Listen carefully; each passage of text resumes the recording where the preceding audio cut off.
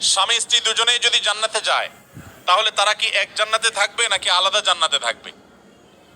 স্বামী স্ত্রী দুজনে যদি জান্নাতে যায়, দুজনকে দুই জান্নাতে দিলে তারা সুখে থাকবে না এক জান্নাত দিলে সুখে থাকবে? কি বলেন? আপনারা যারা বিবাহ করেছেন স্বামী স্ত্রী, তাহলে কিভাবে এটা প্রশ্ন আসতে পারে বা কিভাবে এই প্রশ্ন উঠতে পারে? মনে রাখবেন, স্বামী স্ত্রী উভয়ে যদি জান্নাতে যান, আল্লাহ তাআলা উভয়কে একসঙ্গে রাখবেন। শুধু তা নয়, জান্নাতে যে হুররা থাকবেন, এই হুরদের সবার নেতৃত্বে থাকবেন তার স্ত্রী। এখন আপনি বলবেন যে অনেক মহিলা আমাদের কাছে প্রশ্ন করে লিখে দেয়। একবার এক মহিলা লিখেছিলেন যে ভাই, এমন একটা আমল শিখিয়ে দেন যে আমলটা করলে আমার স্বামী জান্নাতে আর যা পাক হুর অন্তত পাবে না। তো আমি উত্তরে বলেছি, দেখুন বোন, দুনিয়াতে যেরকম সতীনের প্রতি একটা দুঃখ, কষ্ট, জেদ, ক্ষোভ এটা থাকে, পৃথিবীর সব মেয়েদেরই থাকে। আল্লাহ এভাবে সৃষ্টি করেছেন, কেউ আসলে শেয়ার করতে চায় না, স্বাভাবিক।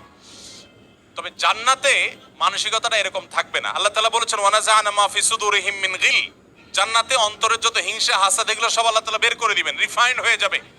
আপনার এখন মনে হচ্ছে যে আমি কিভাবে এটা সহ্য করব, সেখানে আপনার কাছে এটা কোনো বিষয় মনে হবে না। আর মনে রাখবেন, মূল স্ত্রীর মর্যাদা আপনার থাকবে, তাদের সেই মর্যাদা থাকবে না। যাই হোক, তো জান্নাতের এবং দুনিয়ার বিষয়টা সম্পূর্ণ ভিন্ন ভাই। আমরা অনেকে জান্নাতকে দুনিয়ার সাথে তুলনা করি। এক লোক, তিনি ধূমপান করেন, তিনি বলেন যে ভাই, জান্নাতে তো যা চাবে আল্লাহ তাই দিবে, তো আমি তো বিড়ি ছাড়া থাকতে পারি না, জান্নাতে কি আল্লাহর কাছে এটা চাইলে আল্লাহ দেবে কিনা? তো আমার উত্তর হলো, আপনার এই যে বিড়ি বা ধূমপান করার যে, সিগারেট পান করার যে আপনার বদভ্যাস আছে, এই কুরুচি জান্নাতে থাকবে না ইনশাআল্লাহ। আপনার এই কুরুচিটাই কি হয়ে যাবে? চেঞ্জ হয়ে যাবে ইনশাআল্লাহ।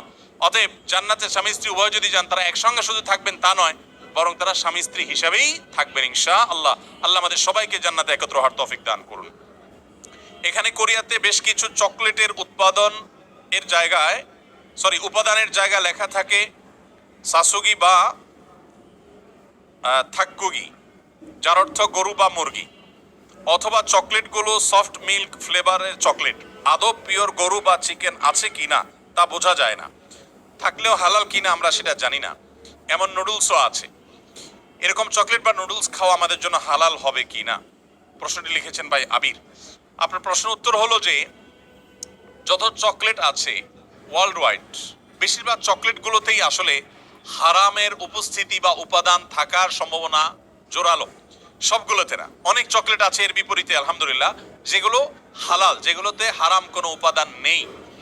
এই বিষয়টা পৃথিবীর অন্য অনেক দেশে নিরূপণ করা সহজ, আপনাদের কোরিয়াতে একটু কঠিন। আপনি জাপানে গেলেও দেখবেন যে বিভিন্ন বাজারে, বিভিন্ন সুপার মার্কেটে, বিভিন্ন মার্টে, সুপার মলে, সুপার শপিং মলে আপনি দেখবেন যে চকলেট হোক, যে কোনো ফুড হোক, সেখানে স্ক্যান করে চেক করা যায় এটা হালাল কি হারাম, এখানকার উপাদান কি, সব ডিটেল জানা যায়। এবং হালাল সার্টিফিকেশন প্রতিষ্ঠানগুলো খুবই স্ট্রং সেসব দেশে, যার কারণে হালাল সার্টিফিকেশনের উপরে নির্ভর